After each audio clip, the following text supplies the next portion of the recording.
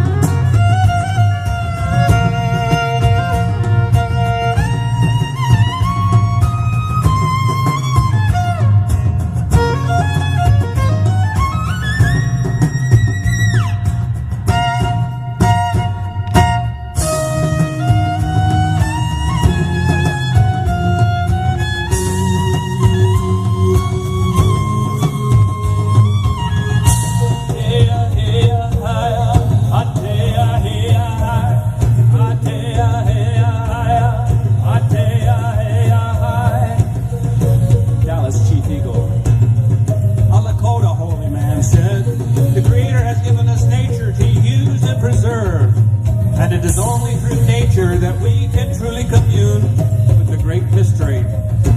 His people believe the Creator had breathed one breath of life into all living things, creating all things sacred. And that all things in nature speak to us if we will but listen.